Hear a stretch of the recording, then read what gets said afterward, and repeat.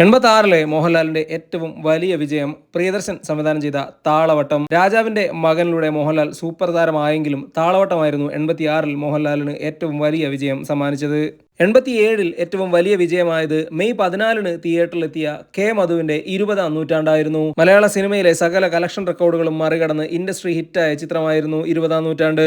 88-ൽ മോഹൻലാലിന്റെ ഏറ്റവും വലിയ വിജയമായി മാറിയത് പ്രിയദർശൻ സംവിധാനം ചെയ്ത ചിത്രം. ഡിസംബർ 23-ന് തിയേറ്ററിലെത്തിയ ചിത്രം അന്ന് വരെയുള്ള സകല കളക്ഷൻ റെക്കോർഡുകളും മറികടന്ന് ഇൻഡസ്ട്രി ഹിറ്റായി മാറി. ഒരു വർഷത്തിലേറെ തിയേറ്ററുകളിൽ പ്രദർശിപ്പിച്ച സിനിമയായിരുന്നു ചിത്രം. 89-ൽ ഏറ്റവും വലിയ വിജയമായി മാറിയ മോഹൻലാൽ ചിത്രം നാടുവാഴികൾ. ജോഷി സംവിധാനം ചെയ്ത ചിത്രം തിയേറ്ററിലെത്തിയത് മെയ് 5-നായിരുന്നു.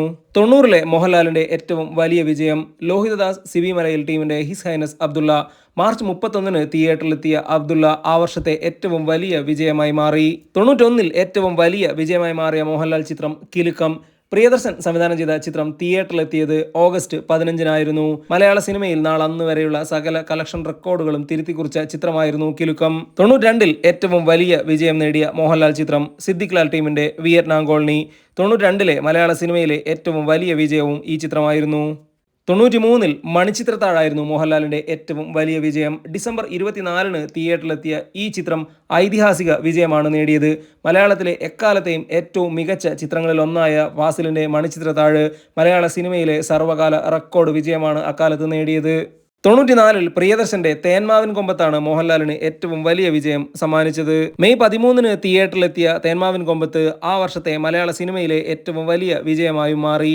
95-ലെ മോഹൻലാലിന്റെ ഏറ്റവും വലിയ വിജയമായി മാറിയത് ഭദ്രൻ സംവിധാനം ചെയ്ത സ്ഫടികം. മാർച്ച് 30-ന് തിയേറ്ററിലെത്തിയ സ്ഫടികത്തിലാണ് മലയാള സിനിമയിലെ ഐക്കോണിക് കഥാപാത്രമായ ആടുതോമ പിറവിയെടുത്തത്. 96-ൽ ഏറ്റവും കൂടുതൽ കളക്ഷൻ നേടിയ മോഹൻലാൽ ചിത്രം പ്രിയദർശന്റെ കാലാപാനി. ഏപ്രിൽ 6-ന് തിയേറ്ററിലെത്തിയ കാലാപാനി മലയാള സിനിമയിലെ അക്കാലത്തെ ഏറ്റവും വലിയ ബഡ്ജറ്റ് ചിത്രങ്ങളിൽ ഒന്നായിരുന്നു. 97-ൽ മോഹൻലാലിന്റെ ഏറ്റവും വലിയ വിജയ ചിത്രമായി മാറിയത് ഷാജി കൈലാസ് രഞ്ജിത്ത് ടീമിന്റെ ആറാം തമ്പുരാനാണ്. ഡിസംബർ 25-ന് തിയേറ്ററിലെത്തിയ ചിത്രം മലയാള സിനിമയിലെ സകല കളക്ഷൻ റെക്കോർഡുകളും തകർത്ത് ഇൻഡസ്ട്രി ഹിറ്റായി മാറി. 98-ലെ മോഹൻലാലിന്റെ ഏറ്റവും വലിയ വിജയം അയാൾ കഥ എഴുതുകയാണ്. കമൽ സംവിധാനം ചെയ്ത ഈ ചിത്രം തിയേറ്ററിലെത്തിയത് ഡിസംബർ 23-നായിരുന്നു. 99-ൽ മോഹൻലാലിന് ഏറ്റവും വലിയ വിജയം നൽകിയത് സിബി മലയിൽ സംവിധാനം ചെയ്ത ഉസ്താദ്. മാർച്ച് 26-ന് തിയേറ്ററിലെത്തിയ ഉസ്താദ് സൂപ്പർ ഹിറ്റ് വിജയമാണ് നേടിയത്.